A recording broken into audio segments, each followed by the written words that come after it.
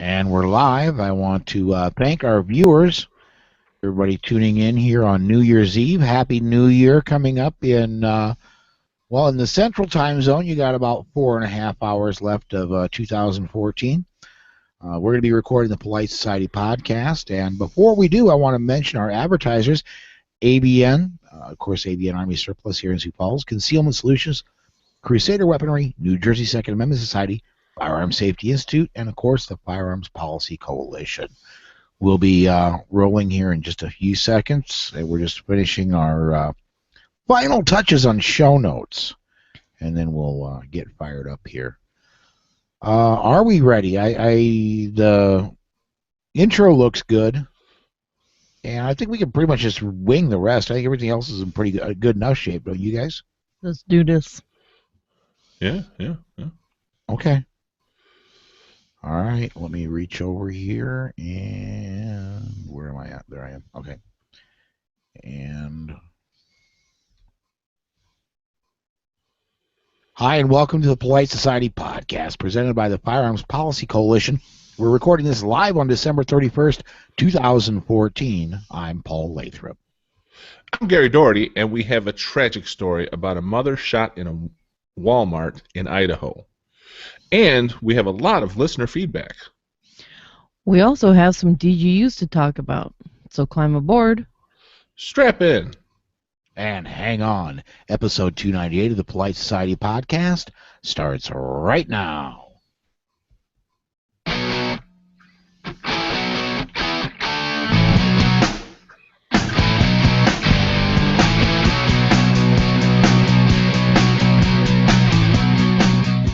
And welcome back. Well, it's New Year's Eve. We're recording, and it's going to be a little bit of abbreviated cast tonight. And my list of faces on the bottom of my screen is really short. So let me do a little bit of explanation. I understand that there was some miscommunication. I hustled my backside to get back to Sioux Falls tonight to get home, get set up so we could record the show, and I was told, hey, we are not going to be recording a show. And I said, my show I'm going to record. And Gary's still here, so he decided to just go ahead and join in. And so, Gary, man, what's been up with you since the last time you've been on the air? Well, Gary's still here, is still in Texas. Oh, cool. Visiting my parents and sister. We finally made it to the Frisco Country Club that I've been teasing on the show. And how was that? Wow. Really?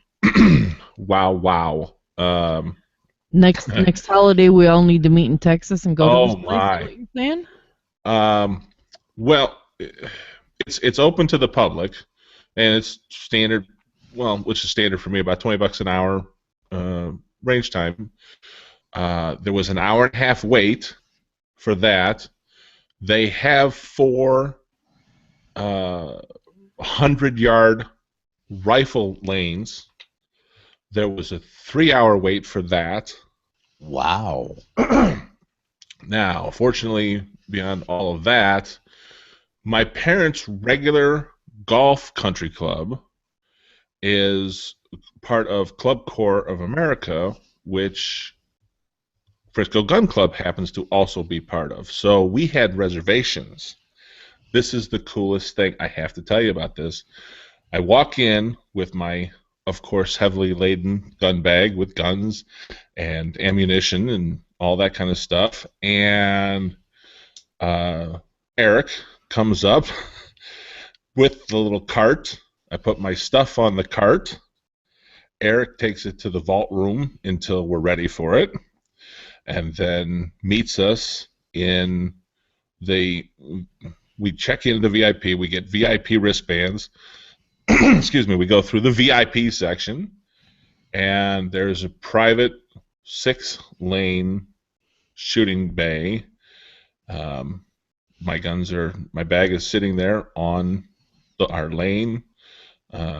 Everything, the rental guns that we got for my parents to shoot are there. Everything, and we've got 2 range safety officers for 6 lanes of activity, and just very helpful. I can't be everywhere with my family shooting and whatnot. Then pack everything up. He puts the bags, excuse me, back on the cart. We go out and have a beautiful dinner or beautiful lunch next to the fire.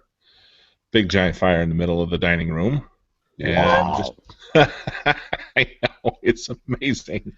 I'm thinking you're getting spoiled down there. I was going to say, was there a massage thrown in there too? I mean, well, we're eating just on the other side of the room where the cigar locker is, my. where there's guys having cigars, and there's a bar with 3 TVs with the games on and all that stuff. It was just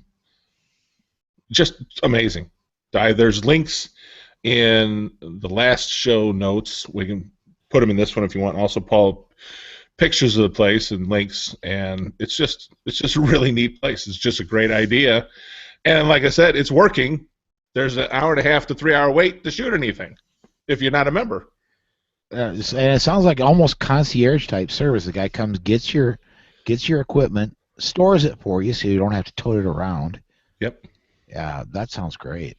Well, that's just we have this club core relationship with the golf course, but if you're an actual member of the range, you can call ahead, have the gunsmith preload your 30-round magazines for however many you have in your gun locker you have there, and then he sets them up on the range. You go shoot with your buddies. Then you go back and have your cigar, lunch, whatever, and he takes everything, cleans it, puts it back in your locker, if that's what you want. Man. Yeah. You need to move to Texas. I'm telling you. Now, from listening to just inside baseball, folks, when I'm not here, they record, and then they do the rough editing, and I put the show together. Well, they recorded on Sunday. We're recording this on Wednesday. I have not listened to the show that they recorded on Sunday yet. I'll be throwing that one together and putting it out after we finish recording this one. But now, from listening to the last show that was put out, which was the midweek show from last week, this is just north of Dallas, right? Yeah, Frisco, Texas is about 40 minutes north of the center downtown on the tollway. Okay. Well, yeah, because you go 30 minutes, much more than that, and you're in Oklahoma. No, it's still another. I'm talking about from the center of Dallas. It's probably another half an hour, 45 minutes for me to get to Oklahoma on my way home. Okay. So, okay. Well, anything else been going on with you since the last time you talked to the listeners? No, that was it. I just had a blast. Okay. When are you heading home? Well, weather's not looking good, so I'm thinking Friday. It's supposed to be nasty here tomorrow, Thursday. Okay. So I'm going to wait it out and see if Friday looks better. Okay. And I'm thinking of possibly going through Birmingham instead of through St. Louis. That might be a good idea. If you guys saw, protesters pushed their way into the St. Louis Police Department. Yeah. So. Yeah, I'm very grateful that starting on Friday, I go back to doing that medical run, and am guaranteed to be nowhere near St. Louis for at least until after SHOT Show. So, what's been going on with you? So it's been a week and a half since you've been on the air, Susan. Yes. What's going on with me? Packing, setting up appointments, emailing back and forth, trying to get things lined up for SHOT Show, dealing with puppies, working, training. Yeah, we're this, that, the other thing. We're getting really excited for SHOT Show. You did decide you were going to do that industry dinner thing if they get back to you, right? Right. I have RSVP'd that, yes, I would like to attend. I have not heard anything back from them yet. So we'll see if that happens.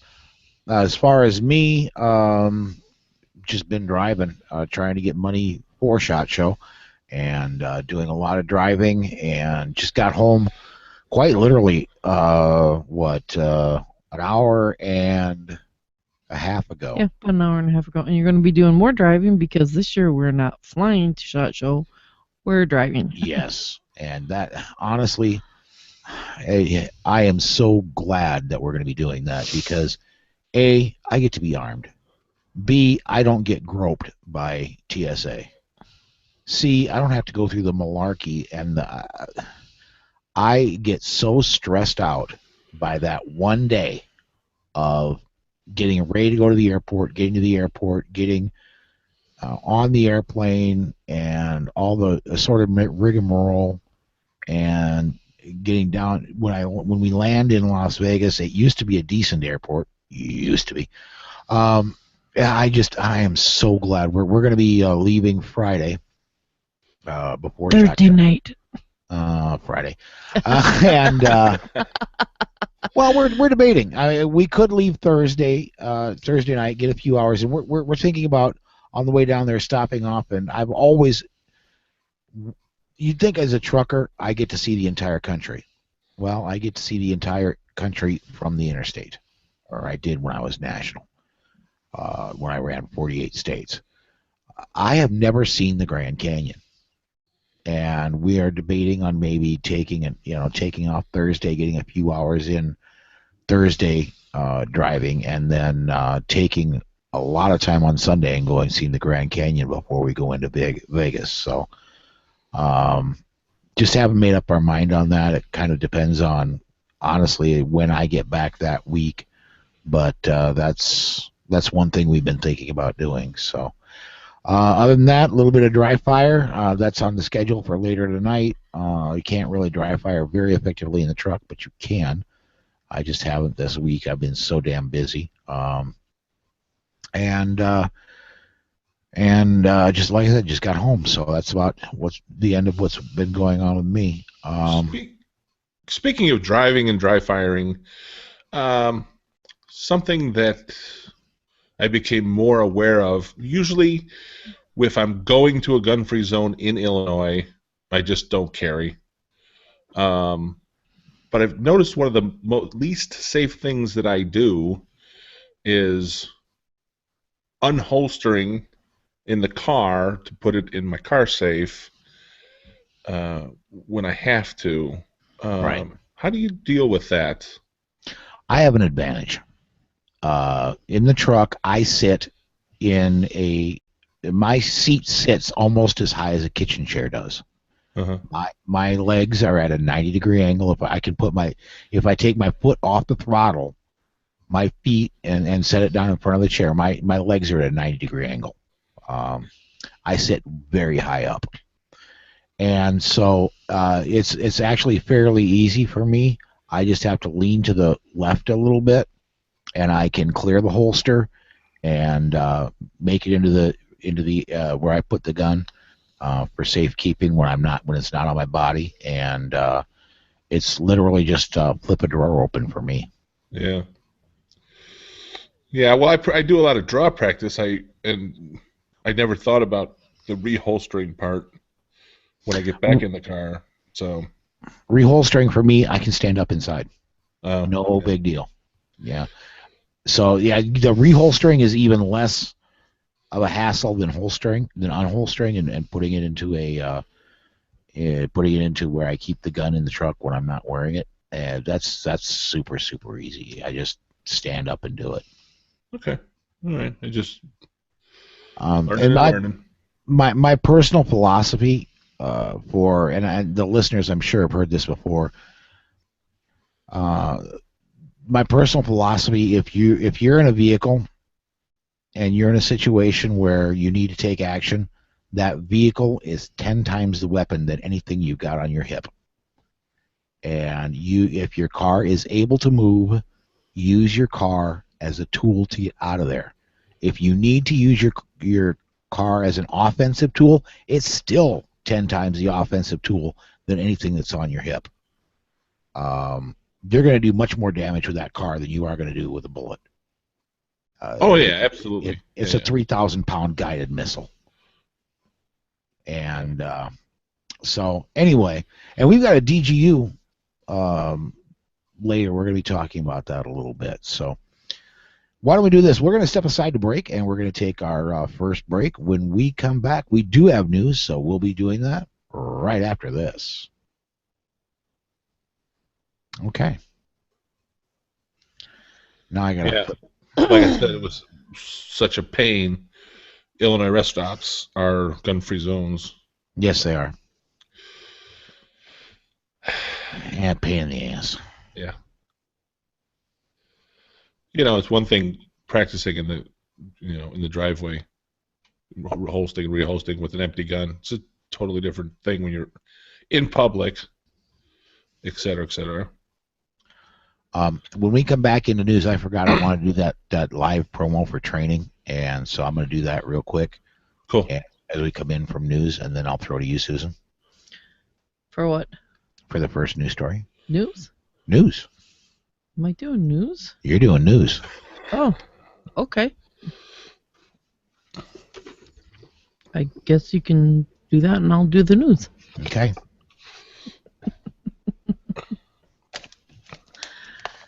I just gotta mess with you. I haven't seen you in several days. So. Okay. To our live viewers, I do want to mention that you can hit the Q&A app, and you can send us questions right into the Hangout, and we will answer them live on the air. You can also comment on any of our... we may have had one. Just a second.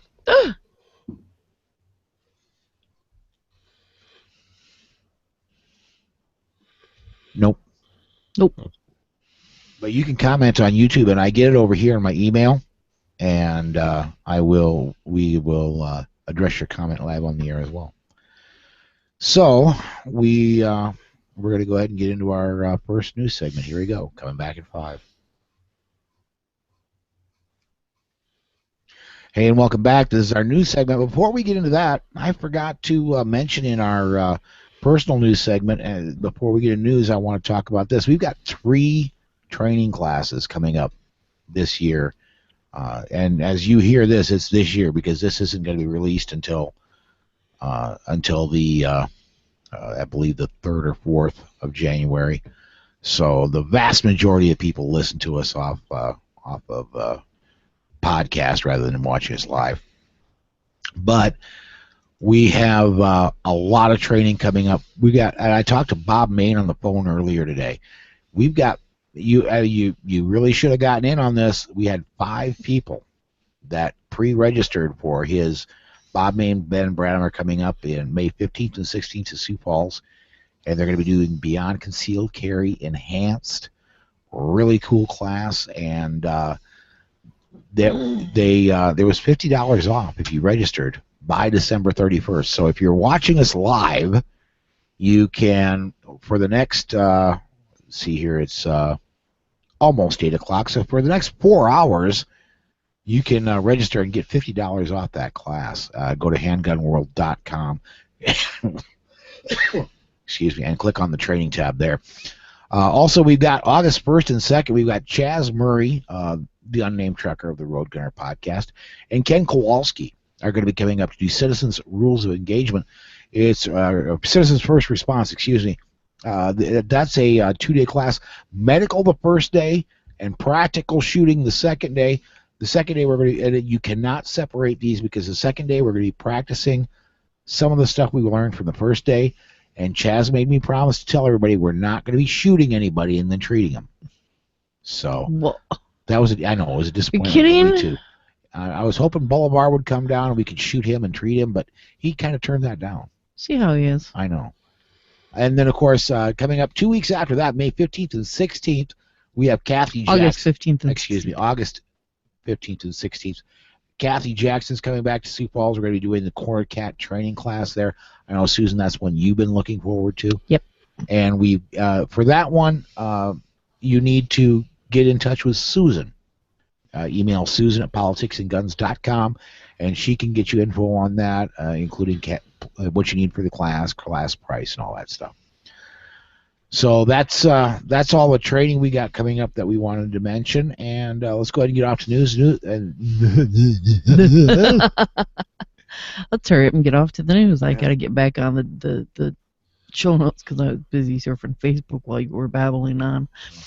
Authorities in northern Idaho say a 2-year-old boy accidentally shot and killed his mother after he reached into her purse at a Walmart store and the concealed gun fired. Kootenai County Sheriff spokesman Stu Miller tells reporters that the shooting was accidental and occurred in the store in Hayden, Idaho, a town about 40 miles northeast of Spokane. Miller says the woman had a concealed weapons permit. Her identity has not been released.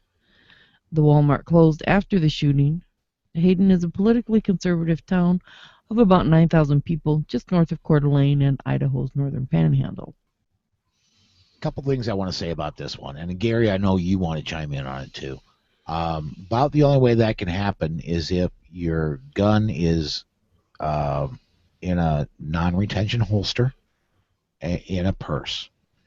The kid, apparently the 2-year-old kid, was able to get the gun out and shoot mom at basically almost point-blank range. If you're going to do an off-body carry, you need, my opinion, is you need to have a garment, whether it be purse, fanny pack, whatever, designed for concealed carry. At the very bare minimum, if somebody else is going to be able to get into your purse, you need to have a retention holster where you can't just slide the gun out. You've read the story, Gary. What do you think about that? Well, the first thing is a concealed carry licensing class is not a firearms class. Agreed. It is about the laws, and there's a little bit of gun handling in the Illinois class. Of course, they make you sit through 16 hours of my droning voice. But you need additional training. Just getting a license and strapping a gun on will not cut it for anybody. Second of all, I mean, you're right, Paul. It has to. Slipping it into a purse is not proper gun handling. We need to be aware of those. That's the kind of things you learn in a Beyond Concealed Carry class by Bob Main, in handgun and holsters class with me, and they're all over the country. Yep. And I'll say this, and I don't mean to be harping on this and sounding like I'm selling all this, but Kathy Jackson, I've been through her Cornered Cat class, and she does an amazing job with that. Then also, again, the Mag 40 class, I've been through that. They do a pretty decent job there. I got to say, honestly, having gone through both, I think Kathy Jackson does a better job. But, yeah, it's you got to get training beyond just a concealed carry class. Right. And I am trying to make the Kathy Jackson class. I've read the book, so there's no doubt in my mind that what Paul's saying is 100% accurate. Like you said, Mag 40. There's as far as international has classes, like everybody has classes like that in your area. Just look into them. Yep. We need to prevent these tragedies. You know, you drive a car every day. You're not dealing with your firearm every day. So you need to be trained. So well, I'd say you're probably there are people that do.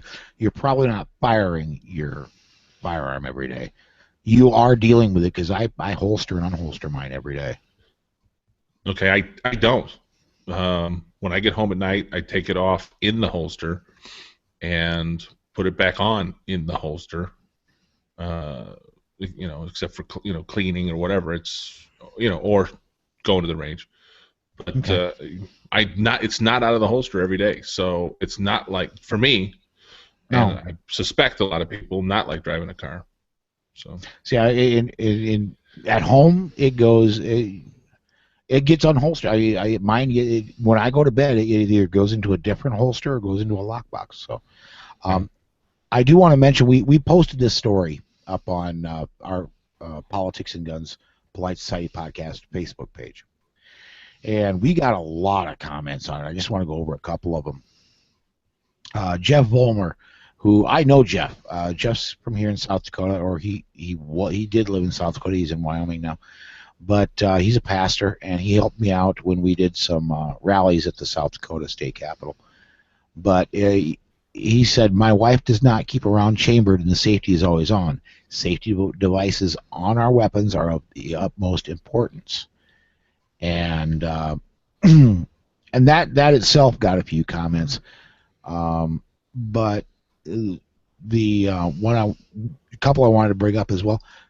Patrick says, totally avoidable tragedy. Concealed carry weapons should be properly holstered and not floating around in a purse where it can snag on something.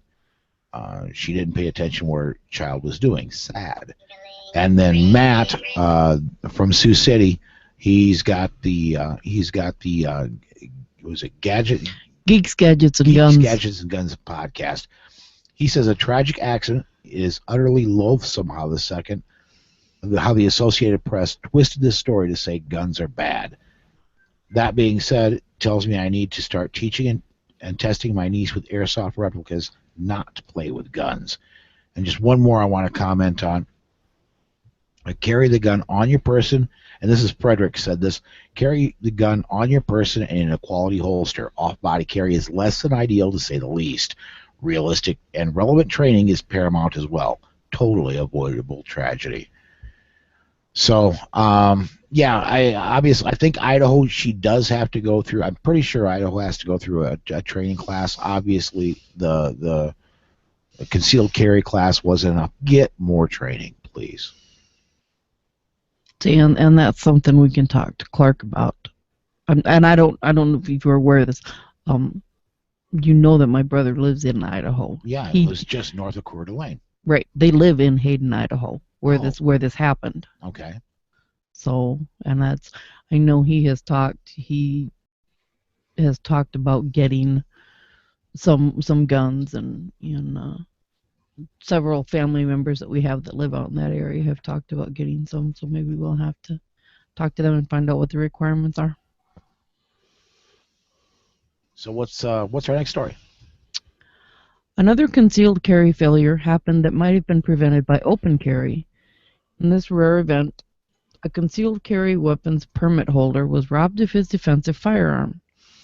He was pistol whipped to the head before he could draw, indicating that his attackers did not wish to draw attention with a shot, or they did not wish an obvious murder. It is likely that if the victim had been openly carrying his firearm, the robbers would have chosen a less dangerous prey. Well, Paul, I think you and I are going to respectfully disagree on this one. We don't know that open carrying would have prevented this guy from being robbed. Somebody may have. I mean, there have been cases of police officers and open carriers that have been attacked from behind and had their firearms stolen. So we don't know, the way this article was written, that that's true. I'll agree with you. I'll agree with you on that. Okay. What I'm going to say about open carrying is, I'm an advocate of it. I do it. I'm doing it right now.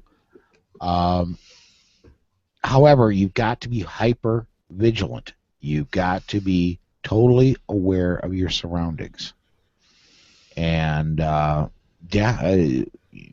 you're and if you're open carrying, please wear a retention holster. Jason Christensen makes an amazing retention holster, the Sidewinder Pro, and I'm wearing it right now, and super comfortable, and it's got retention, so somebody can't come up and just pull your gun out. Shall we start a firestorm? Why? What's up? I am not open carrying at the moment. My weapon is in my purse without one in the chamber. Interesting. I've taken this. Susan's not comfortable yet carrying with a round in the chamber. Uh-huh. I've told her, when you are, you will. I'm not going to pressure her. She and I are both going to be going through several handgun classes this year, and I figure eventually she will get comfortable that way. But I'm not going to pressure it. I'm not going to push it. Absolutely. I'd rather have her carry a gun without a round in the chamber. Well, and the only way I can technically take a gun with me during the day is if I put it in my purse. Why is that? Because my work does not allow weapons on the premises. They would prefer I leave it at home. Well, and you know the really stupid thing about that, I walk into there all the time, open carrying. Oh, and I walk in open carrying on my days off. But Wow. if I'm on the clock, I can't have it with me. So what do you do? I put it in my purse. So you kind of do have it with you? Shh! Don't tell anybody. Okay. Yeah, I All do. I do. Okay. Yeah, if I'm sorry. If I need it, I would rather have it and lose my job over it than not have it. Well, there is an interesting twist of law here. Well, not here, but where I live in Illinois, where unloaded in a case has been tested in the courts, and empty chamber, magazine out, gun in a fanny pack has been determined as qualified as unloaded in a case. So, See, but mine has the magazine, and all I have to do is rack it. I understand. There's just different schools of thought on that. Yeah, what's yeah. legal I and not. just like I said, I would rather have it if I need it and lose my job over it than not have it and say, yeah, just here I am, another unarmed victim. Right. Absolutely. So, anyhow, you think you'll be safe in Chicago if you just hang out in the touristy, supposedly safe areas of the city? Think again, Buttercup. The random violence and criminal activity infects every nook and cranny in Chicago, but especially areas like the No Guns Allowed Navy Pier, where gaggles of black teens began fighting among themselves and attacking hapless, innocent tourists as part of their Christmas celebrations early Friday evening. Police closed down Navy Pier on a busy night, one of Chicago's top tourist destinations, because of the outbreak of violence. One worker described the scene as something out of Braveheart. While many were injured, most refused treatment, except for one pregnant woman taking an ambulance to a children's hospital. I wonder if the Braveheart scene where they all turned around and looked at their kilts. I don't know, I thought you and Toby were going to do that at the wedding. It would have been interesting, but there are several scenes in Braveheart that it could have been where they're just running around screaming aimlessly. Yeah, just so everybody's aware, Navy Pier used to be a practice landing strip for the Navy. Yep. So it's huge. Probably several acres stretched out over Lake Michigan. So it's a really large area to be. Thousands of people probably were hustled out of there when they closed it down early. Okay. Now is that not going? I'm going to geek out on everybody here. Megas Field is not used anymore, right? Correct. We're not talking about the same place. Correct. Okay. Megas Field. People who are fans of flight simulation will know Megas Field because it's still on most of the flight simulators. Yes. Oh. Yeah.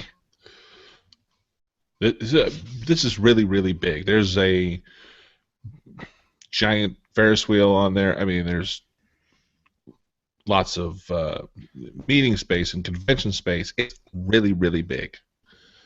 Okay. So and it sounds touristy, Oh yeah, it's like a midway with restaurants and just all different kinds of things, rides and everything.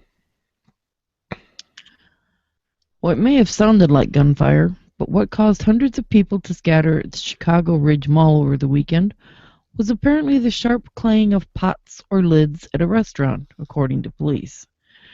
Chicago Ridge Police Chief Robert Pisnarski said Monday that a worker at a Chinese restaurant banged pots or pans to drive off people who were causing a disturbance Saturday evening. The restaurant manager insists, however, that someone dropped a lid by mistake. Either way, the sound set hundreds of people yelling and running for cover in the mall. There were no injuries or arrests, but the mall closed early.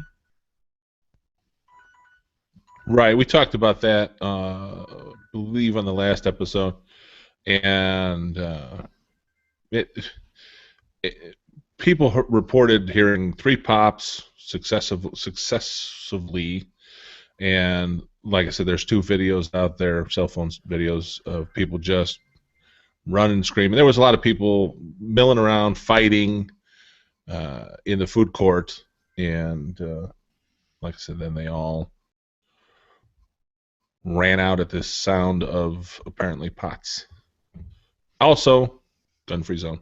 Yeah, I was going to say, this is Chicago, man. It's a gun-free zone. They shouldn't have been worried. They should have known there were no guns there. Yes, exactly. All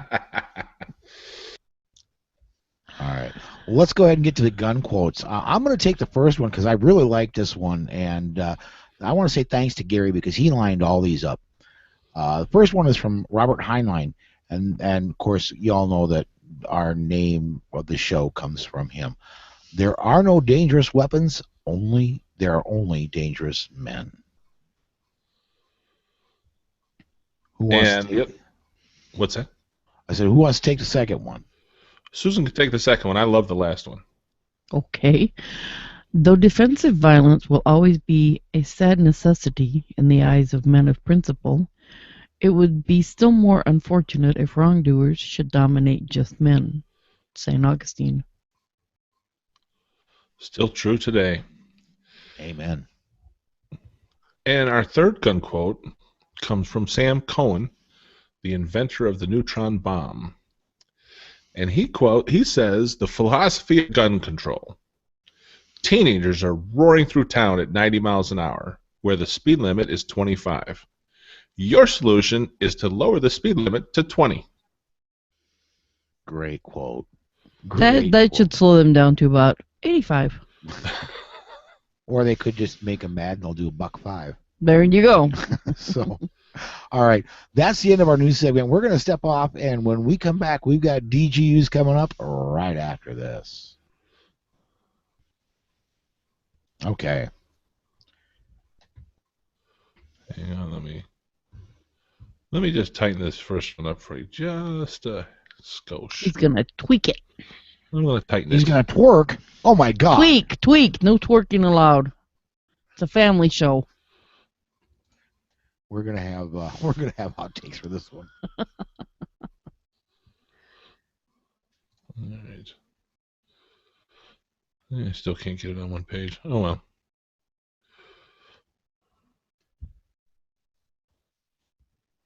I'm ready, Freddie. What? On that third DGU, when she reads it, I'm just gonna hit as she's going introing it. I'm gonna hit the. We've got audio for that one, so. Okay. You said you're ready. What? Ready, Freddie? You never heard that expression? I have. You have no idea what that means to me, though. Her older sister. No. Or your dad. My dad, who died just about 28 years ago. That was my nickname from my dad. Was Fred. He always. I have 3 sisters and a brother, and he always told the 3 girls were born first, and he always told people that he wanted 3 boys, so he nicknamed us Sandy, Dick, and Freddie. And I was Freddie. All right. Anyhow, let's do something constructive here. Now that I've spilled my guts and you know half my life story. Okay. All right. Coming back in 5. Hey, and welcome back. This is the DGU segment of our show. We got a bunch of them tonight. Susan, what's our first one? Our first DGU is from WKBN.com. Quoting directly from their website, police say a 74-year-old Western Pennsylvania man fatally shot one of 2 men armed with axe handles who baited him out of his home in an attempt to rob him. State police say Nicholas Dziak, fatally shot 42-year-old Robert West about 8:40 p.m. Sunday in West Pike Run Township. That's in Washington County, about 30 miles south of Pittsburgh. Police say they've jailed a second alleged attacker, 18-year-old Andrew Graysick of Carmichael's, on charges including robbery and aggravated assault. Police say West and Graysick cut the power to the Zayak's property before luring him outside, where they planned to rob him over a past business dispute. Instead, the homeowner fired at both men, killing West. Police say Graysick was arrested after a short chase. The district attorney must determine if the shooting was justified. I don't know. If somebody cut the power to my house, I think I'd stay inside the locked door and call the police and let them deal with it. But we don't know a whole lot about this one, but I'm just thinking that inside's better than outside. Always bunker in. Don't go searching. Yeah, you've got more cover inside, and you've always got castle doctrine. Yeah. You'll let them come to you, and anyhow, good guys with guns are the only thing that stops bad people with evil in their hearts from destroying innocent lives. Yes, Virginia, the most effective thing that stops a bad guy with a weapon of some sort, and evil in his or her heart, is a good guy with a gun. Sometimes that good guy wears a badge. Sometimes that good guy isn't a cop, but a licensed civilian. Sometimes he's even a pastor of a church. And sometimes violence is visited upon a place of the Lord. The pastor of a Kissimmee, Florida church shot and critically wounded an employee Tuesday morning in a shootout after he notified the man he was being fired, according to the Osceola County Sheriff's Office. Benjamin Perrigan, Jr., a member of the maintenance crew for at least 8 years, allegedly opened fire when he was told he no longer had a job. If I lived in Florida, I know what church I'd be wanting to go to. Yes. Because that pastor takes defensive life seriously. Well, how many times do we have to keep saying the only thing that stops a bad guy with a gun is a good guy with a gun? For the people trying to take them away to get it through their head. I don't understand. Our next DGU comes from KLFY.com. For this one, we have audio from them. An overnight shooting in Youngsville leaves 1 dead and 2 injured. News 10's Brianna Berry joins us now live with the details. Brianna. I'm live in Lafayette outside of the Sheriff's Department, and I'm joined by Captain Craig Stansberry, who has more information on the shooting that occurred late last night in Youngsville.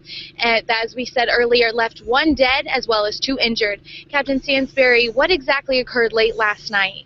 Like you mentioned, late last night, the Sheriff's Office responded to a shots fired call.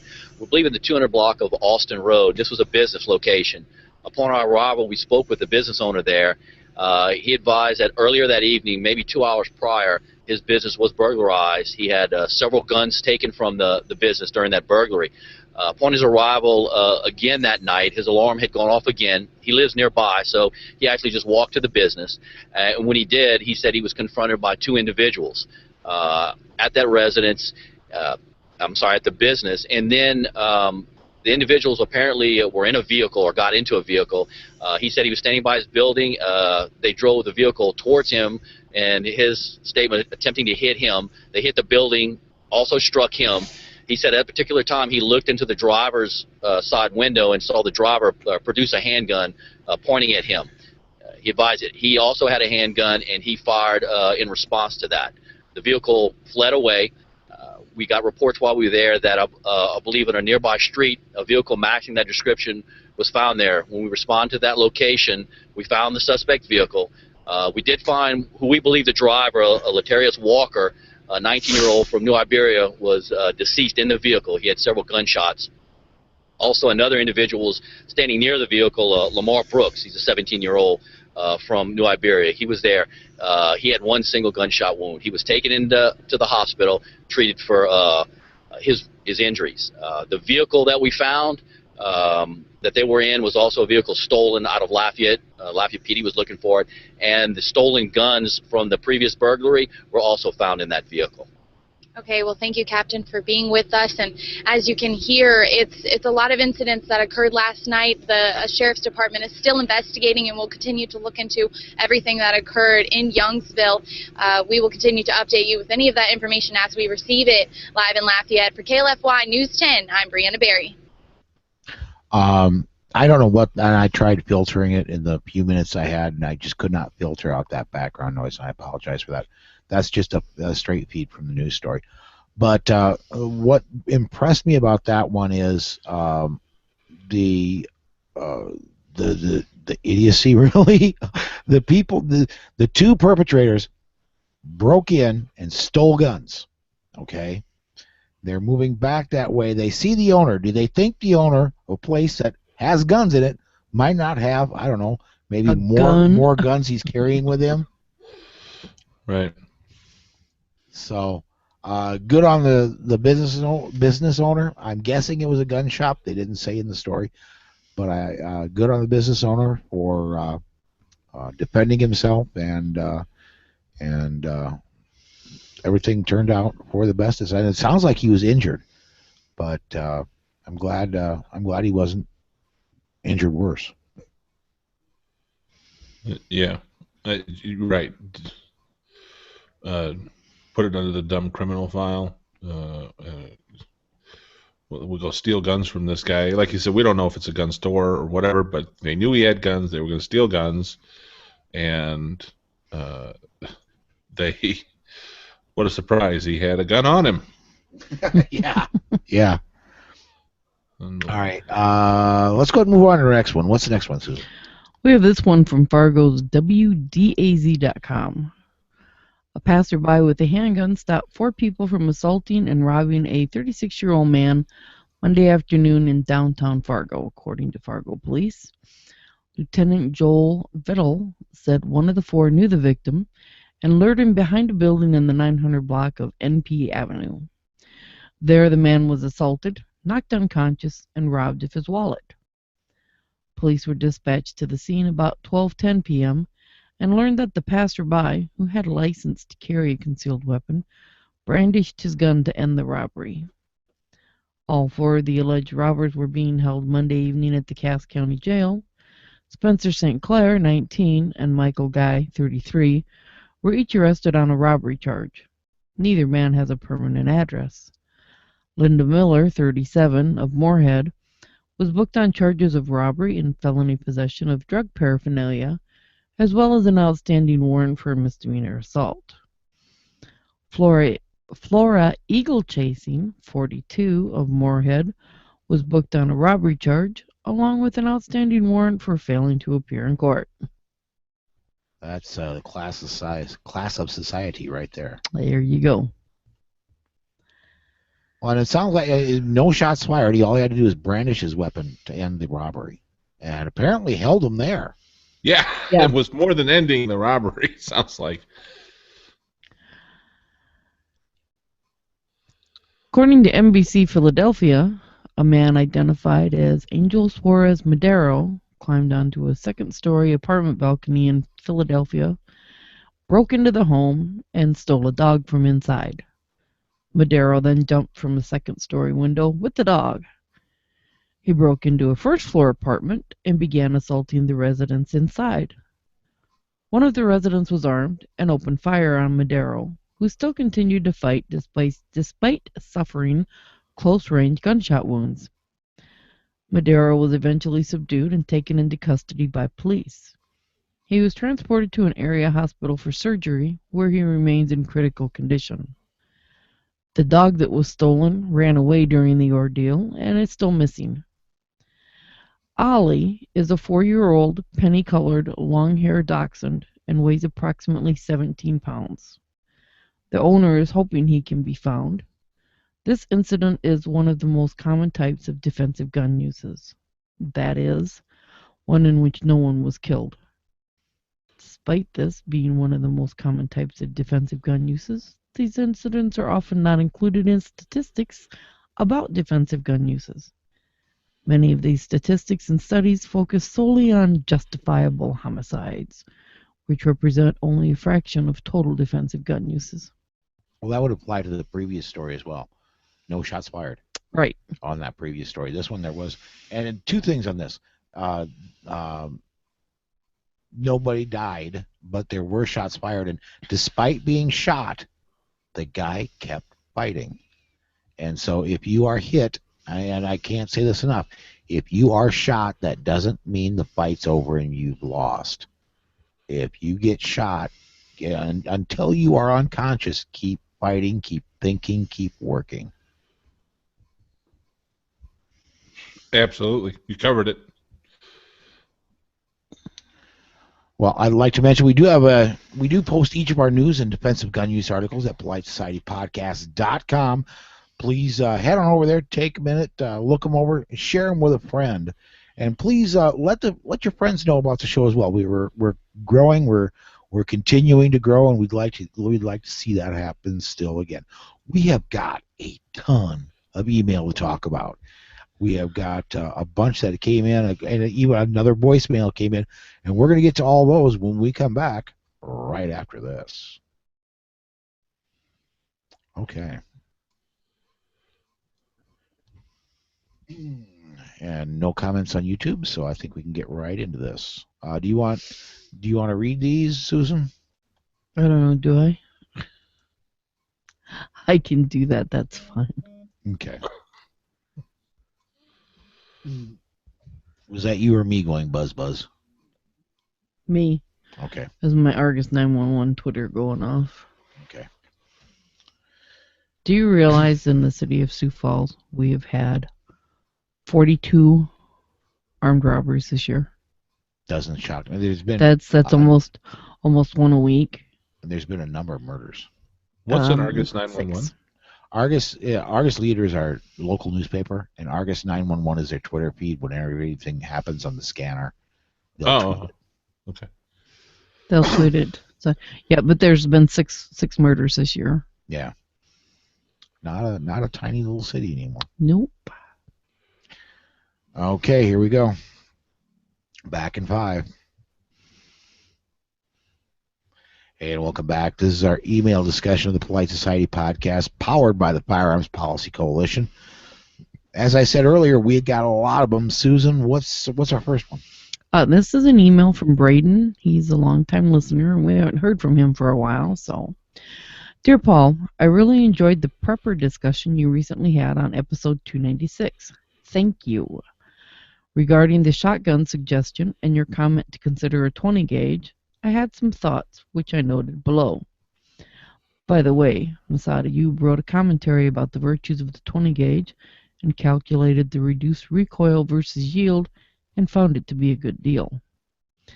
My insights are, 1, the 20 gauge seems to me to be less available or more expensive in the buckshot category, which is what is needed as a self-defense caliber.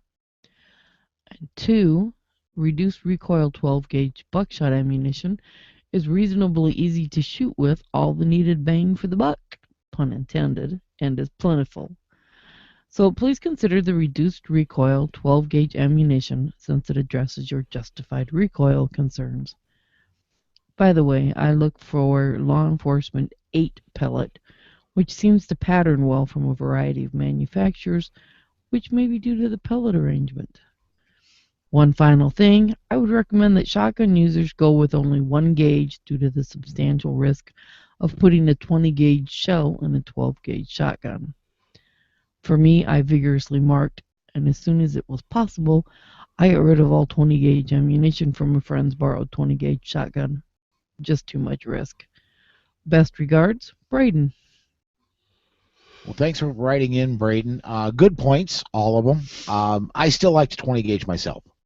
I like the flexibility of it, and you can do almost as many things with the 12 gauge as you can, or with the 20 gauge as you can with the 12. I just like to 20 gauge myself, but I would also, if you're gonna get more than one shotgun, I'm right there with you, Braden. Get one gauge for all the shotguns. If you're going to have a 12 gauge, make all your shotguns 12. If you're going to have a 20, if you're going to have a 16, if you're going to have a 10, God help you if you have a 10. But if you're going to have more than one shotgun, make sure they are of the same gauge, or be extremely careful with your ammo. I have a lot of elephants that roam through my backyard. I need a 10. No, I'm just kidding. Are they pink? Are they pink? But he does make an excellent point. One of my NRA training counselors, who is rewriting the NRA curriculum on hand loading metallic as well as shot shells, has commented to me more than once about the advancements just in the past 3 to 5 years of the wad material and the wad construction they're making with 12 gauges, and the incredibly reduced recoil available from a 12 gauge now. So I agree with what Brandon's saying too. It is different than it used to be. And I don't think there's a wrong answer. I think it's a lot of personal taste to it. You know, I like the 20 gauge myself. If you want to go with the 12 gauge, great, awesome. No, I was just pointing out to the listeners that there have been some changes just in the past few years. So if you're basing your information off of 5 or 10 years ago 12 gauge information, try it again, because it's vastly different. That's all. Yeah. That's good advice. Mark from Canada wrote in as well. I really enjoy listening to PSP. As a Canadian, I find the information very interesting and sometimes leaving me drooling over the ability most Americans have to carry concealed for self-defense. Here in Canada, we supposedly have the right to self-defense, but are not able to exercise that right because we cannot arm ourselves to a level that would facilitate mounting a sufficient defense against any violent attack. I have a comment regarding the video produced by Regina Sinsick. I watched the video with my kids, and one of my sons noticed that the gun was a pellet, BB, or an airsoft gun. I did a quick search after having a look at the video and found that it is a Crosman C11 CO2-powered 177 BB pistol. What a joke. Fear-mongering at its best. Mark. I have not had a chance to check this out, but I believe, and I wrote Mark back and thanked him for writing in, but I think in California it's the same penalty for carrying a BB gun into a school as it is carrying a .44 Magnum or a 10 millimeter or a howitzer. All of them have the same penalty, I think. I cannot swear to it. Well, that may or may not be true. Regardless, the fact that it's in the shape of a gun in a zero-tolerance school, we've reported on so many stories this year of Pop-Tarts looking like guns and pencils being twirled like guns, that it's a kid extending his index finger like a gun and saying yes. pew pew. Pew pew. All these things would not be accepted in a school where this was filmed and where space was rented. Mm-hmm. Gerard wrote in, Season's greetings, Polite Society podcast hosts. Merry Christmas and a Happy New Year to you all. I've been a listener for a few years now and enjoy your show very much. Unfortunately, I live in New Jersey and know firsthand how we don't enjoy the 2A freedoms that the majority of our fellow countrymen and women enjoy every day. And it's disheartening to hear it seems like every week, somewhere in this country, they keep whittling down our rights to keep and bear arms. If you want a taste of reality, come here to New Jersey, New York, Connecticut, just to name a few of the worst states, and see firsthand how a law-abiding citizen who owns firearms fears arrest every time you pick up your firearms. Even in your own home, it only takes a phone call, a picture on YouTube, or a tweet on Twitter to get a knock or a SWAT team at your door here. So when you say it will never happen in my home state, think again. It's already there and waiting for the right time to disarm you. As we say here in New Jersey, what happens here will not stay here, and it's coming to you soon. So a New Year's resolution for all your listeners in 2015 should be join your state 2A group or the NRA, Second Amendment Foundation, or a state 2A group that is fighting a battle to keep Second Amendment freedoms. And watch your politicians closely. Speak up when you see them swaying to take your freedoms away. And the ones that do, don't vote to re-elect them. As the Democrats say, it's only common sense. Keep up the great show that you give us every week. I wish all my gun-toting brothers and sisters in this great country of ours a healthy, happy, and safe new year. Gun freedom for all. Gerard. Agreed, Gerard. NJ2AS is one of our sponsors of the show, and we're going to be having Frank Piamingo on again soon. One thing we didn't mention in the news, it's effective in about 4 hours. Frank Piamingo is stepping down as president of NJ2AS, and it's due to health problems. He's not being forced out. He's retiring.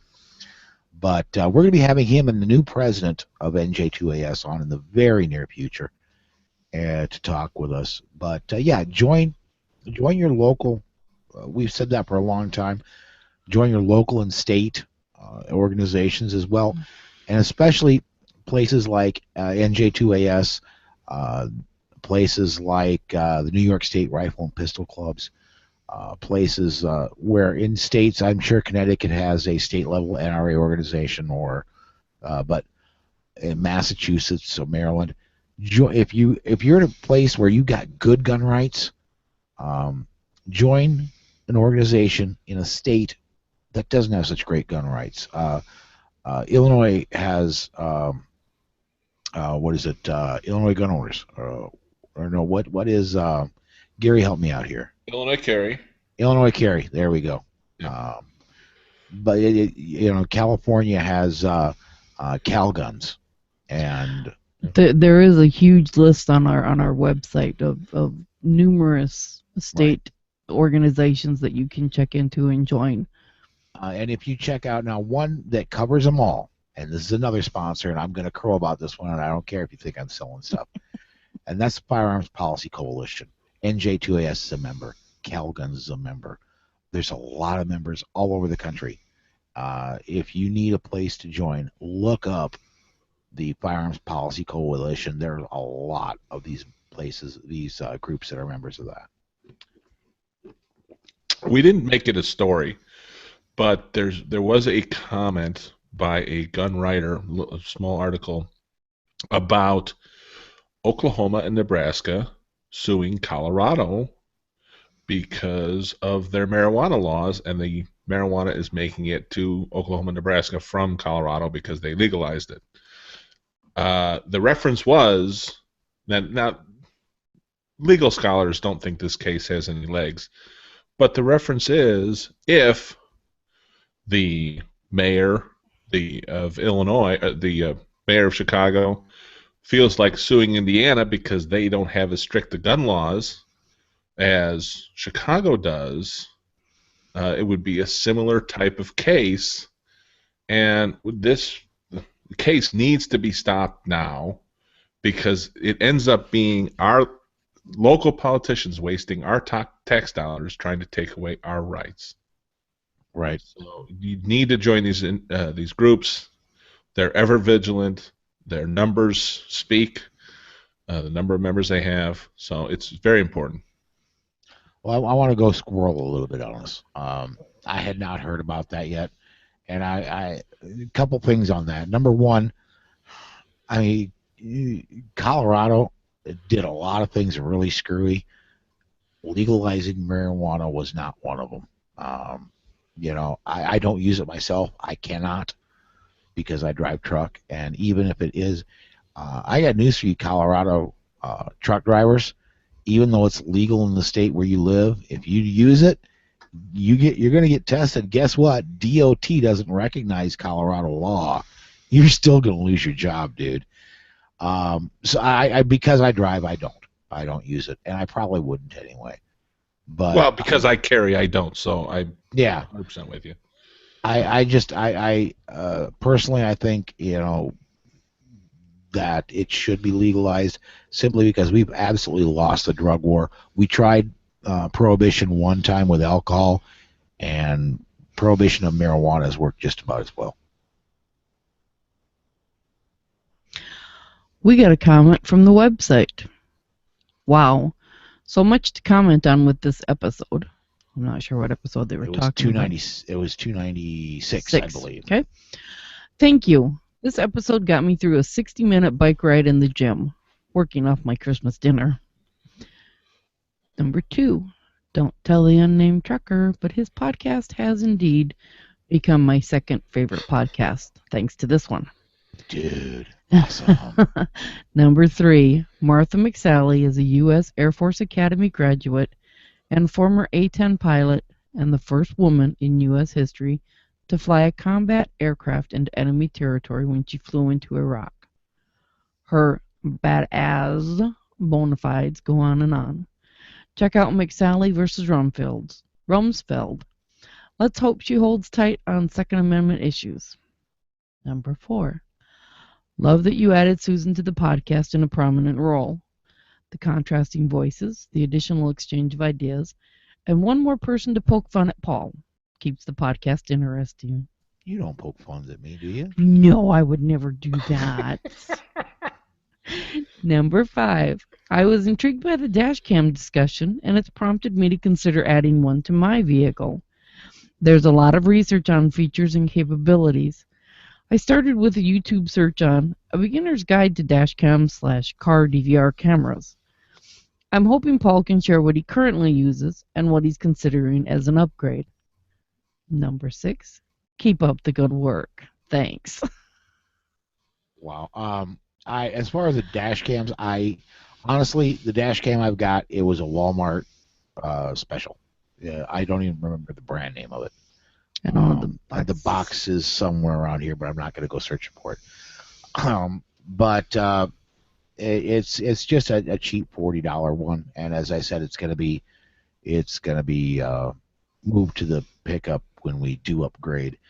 I'm still just barely starting my research on what I want for the dash cam for the big truck, and when that time comes, I will report more on it. See, Paul's problem is if he starts a YouTube search on Beginner's Guide to Dashcam/Car DVR Cameras, he'll start looking for that, and 5 hours later he'll be looking for he'll be watching a video on how to play patty cake with a kangaroo.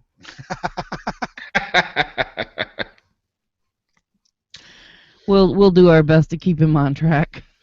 Yeah. The one I bought as a present this year was had a lot of positive and negative reviews. It was number 1 under the car DVR dash cam category on Amazon. It was $60, $70, something. It was not much more than that. I don't think saying it's from Walmart means it's not good. Really, you just want something that's gonna power on when you start the car. If you have a cigarette lighter outlet that does that and records. And that's it. I mean, it's not a rocket science. It's just something that does what it's supposed to do. That's all you need. Well, and we've watched a couple of the videos from the webcam already, and they're not bad quality. No, I was actually very, very surprised at the quality of that dash cam video. Yeah. So you don't have to have a $400 camera up there, in order to make it work. You can get by the one that we have is a $40 Walmart special, and it works fine. Yeah. It only shows you what's going out the front, and what I would like to get is one that has the additional cameras that point out the side windows. Sure. Backwards. But the way those are set up, I mean, if you could have one that points out a side window, you could have one that goes right out the back window. I mean, in your car. But anyway, that's I will, when we do make that jump, and it'll be after SHOT Show. But when we do make that jump and make the move for the better webcam, or better dash cam for the truck, we'll go ahead and update that. Yeah, I just point out, like I said, that there's a lot of reviews on Amazon. It's another good place to do some research. You bet. Well, and what we got now, Greg from Bremerton, he sent in another voicemail, and we're going to go ahead and run that right now. An overnight shooting in Youngsville. Oops, that's one not dead that. and 2 injured. Okay, maybe this will work. Yeah, this is Greg from Bremerton again. Kind of a rebuttal thing or feedback. There we go, feedback for Paul's prepping segment on, I think it was podcast 296. Anyway,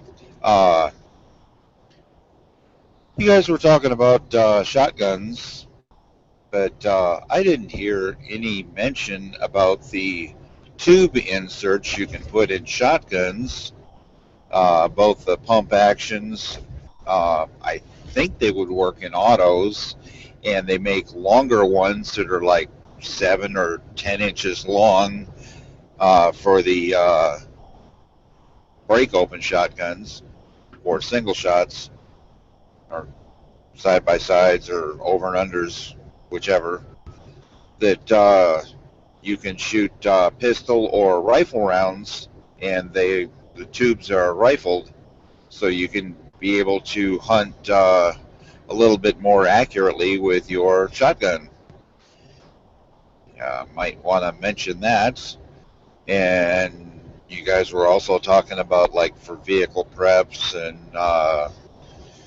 other survival stuff. I didn't hear any mention of sterno stoves. I mean, they fold down flat. Yeah, they take a little longer to heat stuff up, but you still can cook stuff on them, and they are really compact.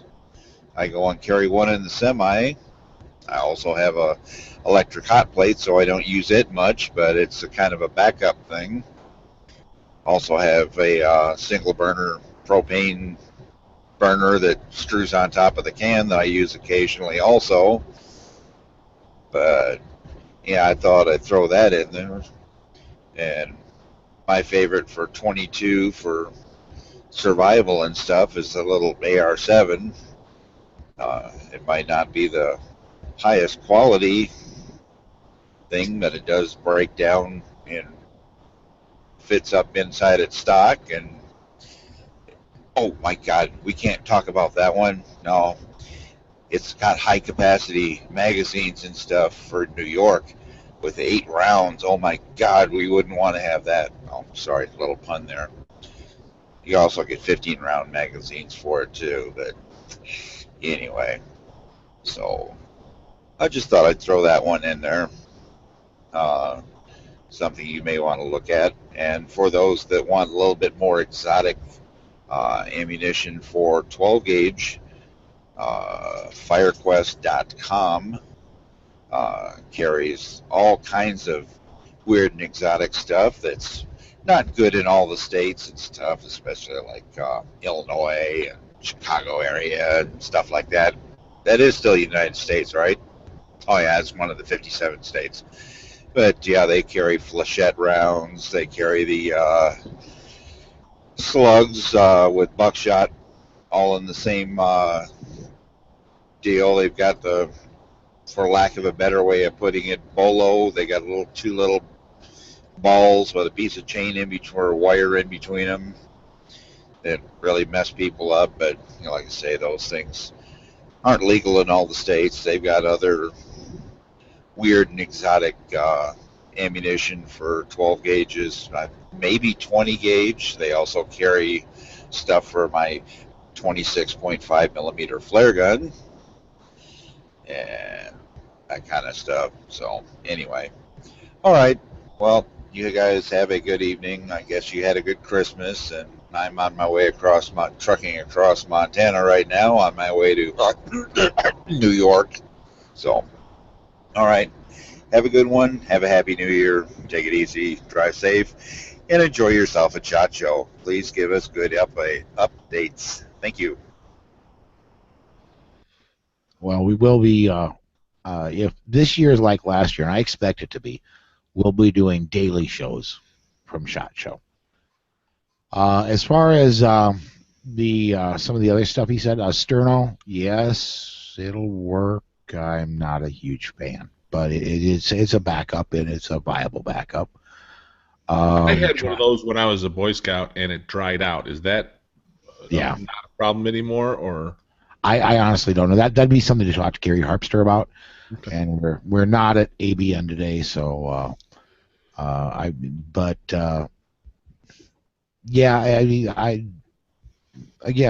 that was from many years ago, but mine is I had the same experience.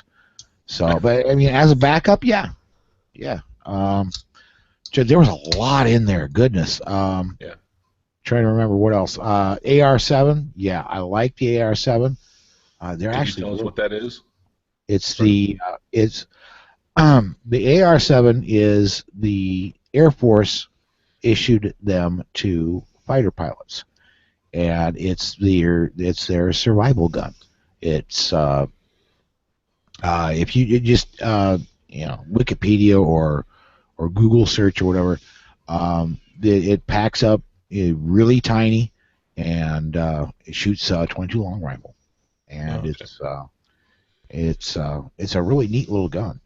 And there have been, my understanding is, I'm not an expert by any means. I know politics, I know some guns, but I know politics more. My understanding, there's some reliability issues, but that could just be the quality or condition of the gun. So, but that's just what I've heard. What else was in there? Goodness, there was a lot. The little propane.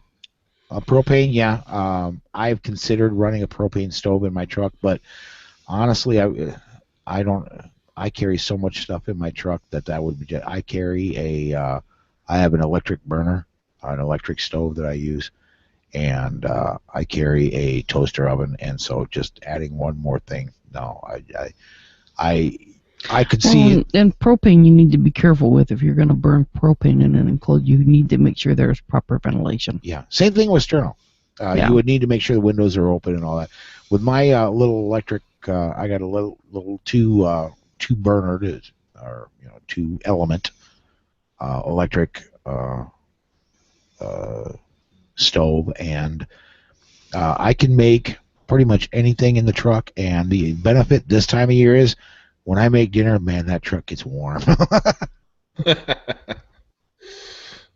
It gets foggy. The inside fogs up because usually I'm boiling water, but yeah, it does keep you warm too. So, what was it? I'm trying to think if I missed anything in there, because there was a lot of stuff that Greg put in there. The inserts into shotguns to rifle the barrel. I've never used them. Have you? No. Yeah, I'm not familiar. I can't speak to it. So, listeners, if you have, let us know. Let us know if it's something we should look into. Yeah. Right. So, just a little interesting thing I found on the internet. I think we've all seen the podcast Dollar Shave Club advertisements. Well, SendMeAmmo.com is the Dollar Ammo Club, and you can go to their website, and all of the major calibers, 9, 40, 45, 308, 223, and have ammunition mailed to you monthly or every other month, or there's all kinds of interesting things. I just wanted to, if people had missed it, I wanted the people know about it. What is that website? My birthday's in 2 weeks, so I wanted you to know about it. What's that website? Hint. It is SendMeAmmo.com, and it's run by Atlanta Arms. Okay, it's loading up now, and interesting tidbit about that is they will not take more members than they can guarantee supply. Okay. So I thought it was a clever idea and just want to let people know about it. That's all. Okay, cool. Get 200 rounds of ammunition the pros shoot every month. Huh. Right. They have range ammo. They have match ammo, hollow point, all different levels. Hmm. Yeah. Cool. Very cool. Something I will have to look into. Alrighty, well, since Rob and John aren't here tonight, we can't ask if they have any posts from their blogs they want to talk about. So, but I would like to encourage everybody. You know, Rob and John are two of the best bloggers out there. That's one of the reasons I asked them to come, both of them to come on the show and be part of our show, is because I respect the hell out of both of them. They both do an awesome job with their blogs. I love the way they think and the way they write. So please do go check out their blogs. They both put out a lot of stuff that never makes it to the air here.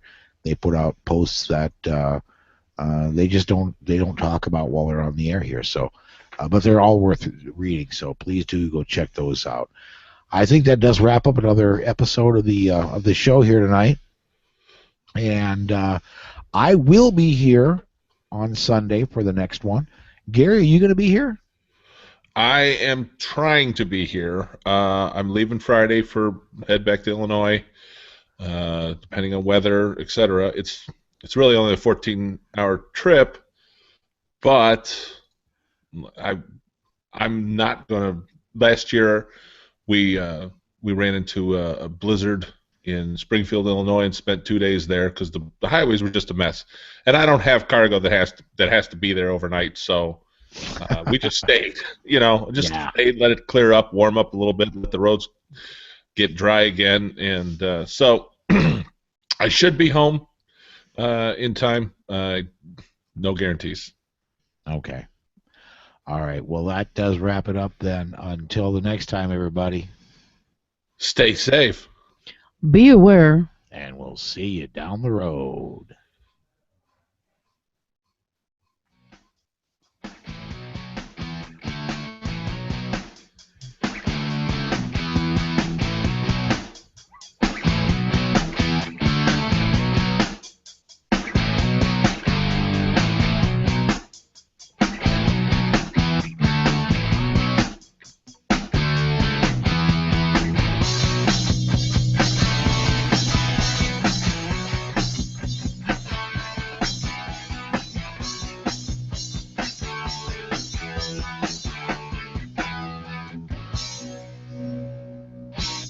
The views and opinions on the show you just heard are those of the host and the guest and are not necessarily the views of any sponsors or other affiliations.